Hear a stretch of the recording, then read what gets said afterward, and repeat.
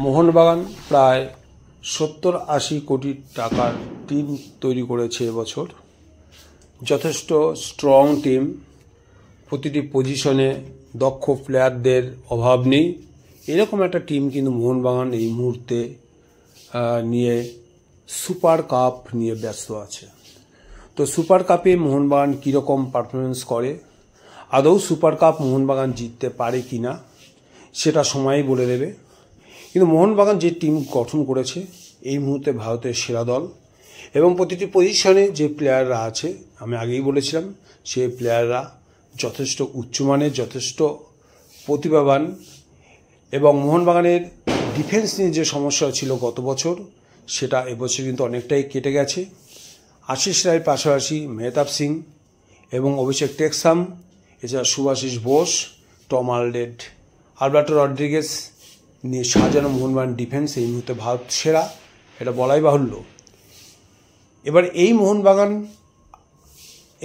টিমের শুধু একটা জায়গা, যে জায়গাটা কিন্তু এখনও ঠিকমতো ভরাট হয়নি, সেটা আমি পরে বলছি। কিন্তু মোহনবাগানের রাইট উইঙ্গারে মনবীর সিং এবং সালাউদ্দিন আছে রাইট উইঙ্গারে, এছাড়া লেফট উইঙ্গারে লিস্টন ক্লাসও।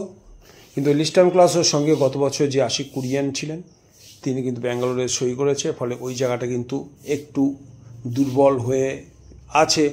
যদিও আমরা যদি চিন্তা করি না ওই জায়গাটা দুর্বল যতটা হয়েছে ঠিক ততটাই কিন্তু ভরাট হয়ে গেছে। আমাদের রবসান রবিনো মোহনবাগানে সই করার পর তাকে কিন্তু ক্ষেত্র বিশেষ আমরা ওই লেফট উইঙ্গার ব্যবহার করতে পারি। তো সেক্ষেত্রে মোহনবাগানের উইঙ্গার নিয়ে কোনো সমস্যা নেই বলা যায়।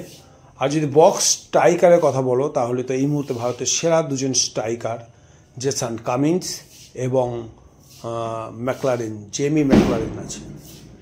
সমস্যাটা মোহনবাগানের যে জায়গাটা সেটা হচ্ছে মাঝ মাঠে যে সিডিএমের কাজটা করবে বা অ্যাটাকিং মিডফিল্ডার যে কাজটা গত দু মরশুমে কাউকো এবং গ্রেগ স্টুয়ার্ট করে এসেছিল, সেই জায়গাটাতেই মোহনবাগানের যত সমস্যা, এবং সেই সমস্যাটা মোহনবাগান কিভাবে এই সমস্যাটাকে সমাধান করবে, মোহনবাগান কোচ হোসে মলিনা কিভাবে সমস্যার সমাধান করবে সেটা হোসে মলিনা বলতে পারেন।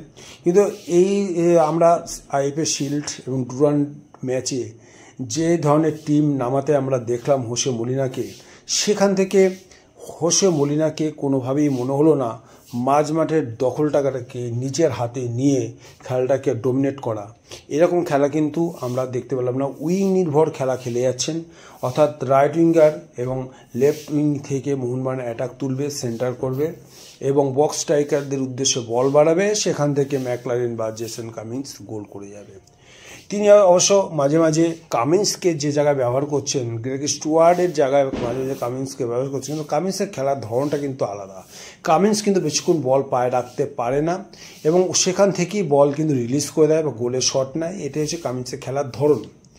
তো এখন মোহনবাগানের যা বিদেশি কোটা 6 জনের কোটা কিন্তু পরিপূর্ণ হয়ে গেছে, আর মোহনবাগান ACL 2-তে তো খেলছে না, এবং এমতো অবস্থায় মোহনবাগানের পক্ষে নতুন একজন বিদেশি, একজন সিডিএম বা সেন্ট্রাল মিডফিল্ডে কোনো বিদেশিকে সই করানোটা কিন্তু এই মুহূর্তে সম্ভব হচ্ছে না। আপুইয়া যথাসাধ্য চেষ্টা করছে, সঙ্গে আছে থাপা এবং দীপক টাংরি, কিন্তু একজন ফরেনার যদি ওই মাঝ মাঠে সিডিএম রূপে কাজ করে তাহলে মোহনবাগানের কাজটা কিন্তু অনেক সহজ হয়ে যায় এবং মাঝ মাঠের দখলটাকে মোহনবাগান নিতে পারে। তো টিমটাকে যদি আমি ধরে নিই এখন আমি কোচ, তাহলে আমি কি করতাম? আমি যদি এই টিমের কোচ হতাম, যদি এই ধরনের কথাবার্তা বলাটা আমার ঠিক না, তবু দেখো তোমাদের যদি পছন্দ হয় তাহলে তোমরা আমার এইটাকে অ্যাকসেপ্ট করবে যে মাঝ মাঠে যেখানে একজন বিদেশির অভাব প্রতিনিয়ত অনুভূত হচ্ছে, যে একজন বিদেশি সত্যি অভাব আছে মোহনের মাঝ মাঠে, তা সেক্ষেত্রে আমাদের যা আছে, যা হাতে আছে তাই দিয়েই কাজটা চালাতে হবে। তো যদি এইভাবে যদি মলিনা যদি এইভাবে চিন্তা করতো, রবসান রবিনো যে দুই পজিশনই খেলতে পারে, একটা হচ্ছে লেফট উইঙ্গারে যেমন সে বেশি পারদর্শী লেফট উইঙ্গারে, এবং গোলের বল বাড়ানো এবং গোল করাতেও যথেষ্ট পারদর্শী, এবং মাঝ মাঠে প্রপার যে খেলাটা, সারা মাঠ জুড়ে যে খেলাটা, সেই খেলাটা কিন্তু একমাত্র যে প্লেয়ারটা চান্স কম পাচ্ছে, ম্যাচ টাইম কম পাচ্ছে, সেই প্লেয়ারের পক্ষে সম্ভব। এবং তোমরা দেখে থাকবে গত বছর মোহনবাগানের অ্যাসিস্টের দিক দিয়ে কিন্তু সেই প্লেয়ারটি অনেক অ্যাসিস্টই করেছে, যদিও বা তার পা থেকে সেভাবে গোল আসেনি। সে হচ্ছে মোহনবাগানের গড যাকে বলা হয় দিমিত্রি পেট্রোরাস। এখানে দিমিত্রি পেট্রোরাসকে কিন্তু মলিনা খুব সুন্দরভাবে ব্যবহার করতে পারে। কীভাবে ব্যবহার করতে পারে? পার্সিয়ালি তাদের খেলাতে পারে, রবিনো এবং দিমিত্রি পেট্রোরাসকে অল্টারনেট করে কিন্তু খেলতে পারে। যদি আমরা প্রথম অর্ধটা বা 60-65 মিনিট ধরে যদি আমরা ভাবি যে দিমিত্রি পেট্রোরাসকে ঠিক ওই সিডিএমের জায়গায় অর্থাৎ ঠিক মাঝ মাঠে যদি দিমিত্রিকে খেলানো যায়, তাহলে এখানে দিমিত্রি কিন্তু সারা মাঠ জুড়ে খেলবে, কোন জায়গায় দাঁড়িয়ে থাকার কিন্তু প্লেয়ার নয়। আমরা যতটুকু দেখেছি দিমিত্রি পেট্রোরাস কিন্তু মাঠ চষে খেলে।